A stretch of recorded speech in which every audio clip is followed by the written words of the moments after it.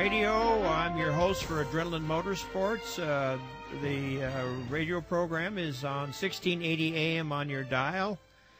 I had the good fortune to meet a gentleman in our area that comes to lunch again at the same place we all meet, by the name of Paul Smith. And he has authored a book on one of the first generations of those who manufacture parts.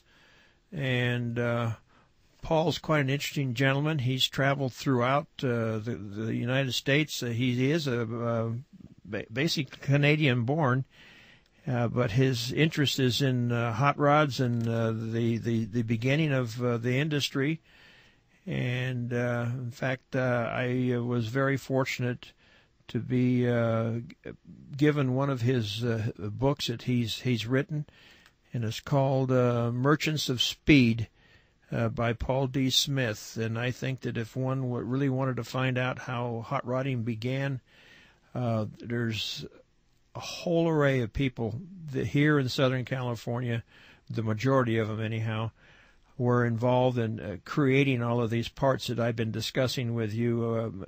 My involvement here, I'm probably sixth generation compared to the guys who actually started this business.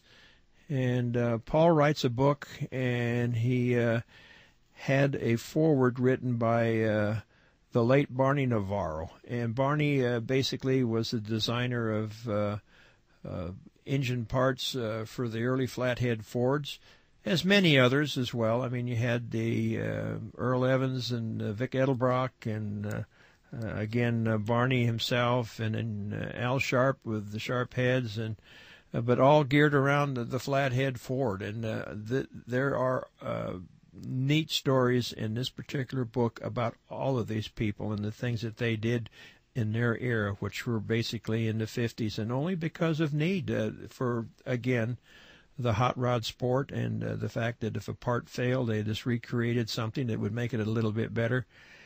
And as I read the book, I found it very interesting because it also involved the gentleman who I currently work for, with Mr. Nick Arias Jr., and he's in the book as well. He was when he was growing up, and he worked for Wayne Manufacturing and had a tremendous amount of experience before he even got into business. And one of the stories about Wayne Manufacturing involves the building of a particular engine. And back in the early days of flathead Fords, the competitive engine to flathead Fords was the GMC inline engine, which was a Chevrolet inline as well. A cylinder head was developed by Wayne Manufacturing, where instead of being what was called in those days a 7-port head, which means you had 3 intake and 4 exhaust, they made a 12-port head, which you had 6 exhaust and 6 intake ports, which made it a competitive engine to the flathead Ford, because the flathead was really a dominating engine back in the day. And then the overheads came out, which were the inline 6 cylinders, and that was kind of what was developed by Wayne Manufacturing. And we were really pleased to see in this new book that Paul Smith had written a bit about Wayne Manufacturing, and Arias was definitely mentioned in there, because back in those early days, these engines were used at Indianapolis Speedway as well. In fact, the gentleman from Argentina had Wayne Manufacturing build him an engine. His name was Jorge Duponte from Argentina, and he brought a car over from Argentina and tried to qualify for that event back in the early days of Indianapolis Motor Speedway. So a lot of development for the various types of racing, not only drag racing, but hot rodding as a whole, and track racing, and again, land speed racing, which is what we're involved in here. And now new forms of motorsports have occurred here, where we have back east, we have, again, the tractor pullers, and we have cars that run in the mud bogs with high-performance engines, which I found interesting. I had people calling me about that. And then they had also the boats with these big, huge, for the sake of an explanation, they're just like giant fans. They're airboats. And they have high-performance engines on these airboat engines. and they go across the mud bogs and the ponds and the swamps and things like that, and across the grass and the whole thing. But Arias has been involved with building engines for all of these type of people. I mean, you're talking about, again, these are just a small group of people. And then currently now you find them in drag boats. Most of the Arias engines are in drag boats today. And so you'll find them everywhere. That's pretty much the deal. And then now there's new developments coming about with new style engines that the manufacturers are building now. I'm talking about Ford as an example. They're building very exotic engines. Chevrolet's come out with their version of an exotic motor called the Chevy LS, which is an updated version of the Chevrolet small block. And there again, Arias is in the forefront of that. They designed a hemispherical designed combustion chambered head that fits directly onto the LS motor, and so now that is now just recently being introduced, and it's quite unique and one of the most beautiful design parts I'd ever seen, and that would really fit super gear. Again, it fits itself into the street rod market. But these are the things that you find out here in Southern California, people that are building products of this kind and continuing to build. And when I mentioned the name Arias, it's not because of the fact that he's a designer and a creator.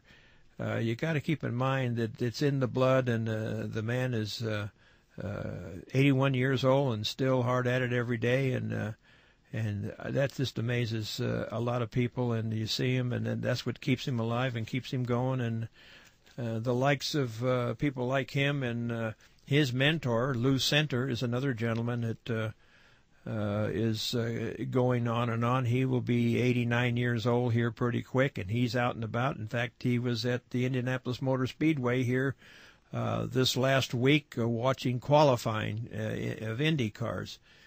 And now that tells you the dedication of the kind of people that are in motorsports today and back in the day. And Mr. Louis Center himself, he's quite a gracious guy, and I've had the good fortune to meet with him and be around him when he's a lot of the things that he's done. And he's got a car on display at the Justice Brothers Museum. That's something you may want to see. They have a facility there at their location, and I believe it's in Azusa, California, Justice Brothers Museum. And another display that's current right now is at the NHRA Museum in Pomona, California, at the Fairplex. I had the good fortune to visit there this last week. We went and we looked at what was on display, which was a display for Mickey Thompson. Mickey Thompson is foremost Bonneville racer and innovator and creator of a lot of engine parts for the Pontiac engine, and also he built a lot of land speed cars and held a lot of land speed FIA records. And they had a big event there talking about his legacy that he's left there for the motorsports industry.